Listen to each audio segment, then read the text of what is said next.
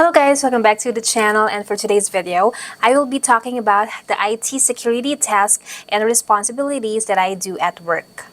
Okay, so in this video, I will be talking about the security tasks that we do at work and the reasons why we do it, and some security best practices.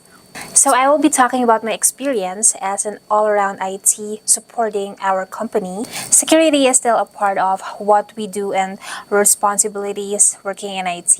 And there's still security practices involved in our daily responsibilities that I really wanted to share with you guys. And also just want to say no offense to our cybersecurity folks out there. I have nothing against security. It's just not my cup of tea, just like networking or programming or other areas in tech is not interesting to other people. So if you're interested to see what kind of security tasks and responsibilities that I do at my workplace, please keep on watching, and without further ado, let's get started. Okay, to get started, we implement authentication through multi-factor authentication or MFA.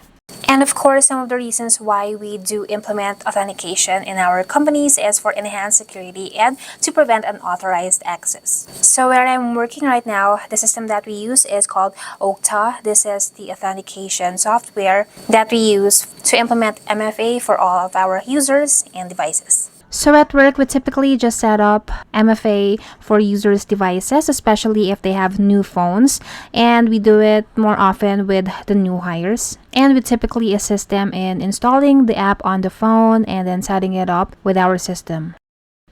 Next is vulnerability management. This is identifying, assessing, and remediating vulnerabilities in systems, applications, and networks to reduce the risk of exploitation by malicious actors. Vulnerability management is important to protect our assets like our computers, our servers, and also our sensitive company files, and also intellectual property from data breaches, for example, security incidents that can be results from exploiting those vulnerabilities. So this is an example of a report from CrowdStrike that we got when a threat was detected from the system. So we usually just get emails just like this when a threat or malicious file has been detected from downloads, for example. And we usually talk to the users to justify the need for the program because sometimes it's a false positive. But in this case, this is Fortnite, so this is a no, and this does get removed immediately. And here is an example of a Tenable scan from a computer, and it will show you the severity of the vulnerabilities, critical being the highest, and it will show you the plugin ID and the description for each vulnerability. Okay, so now here is an example of a Tenable scan that we get through emails. So we get this weekly, and we get a list of the high and critical severities for the vulnerabilities from the machines in our company. And usually has more assets than this, but this is what it looks like. So you can see the asset name in here, and then the date when the vulnerability was found, and the very important part in here is the vulnerability name. So this is the culprit for the vulnerability, and also this will give you the detail on how to remediate this or resolve this vulnerability. So our most common ones for the past months is the Log4j, because it's very well known that Log4j has vulnerabilities with the older version. So we still have machines that has the older version of Log4j, and that has to be updated to a newer version. And on this side is the vulnerability description, where it just describes the vulnerability and actually gives you a solution on how to fix it. Like this one is saying that there's a Log4j vulnerability in here. And we also have this plugin result in here that shows us the path on what kind of program Log4j is installed in. And it also says in here what the fixed version should be. So for example, in here, our version of Log4j is 2.8.2, and we have to update it to this fixed version of 2.12.2. Okay, so another common vulnerability recently is the older versions of Adobe. So we had Adobe from 2020 and below, and those are causing vulnerabilities because of bugs and issues. So we have to update it to the current version. And in this description, you can see here that the 15.4.1 is the one with the vulnerability, and we have to update it to the fixed version. Patch management is also another responsibility that we do.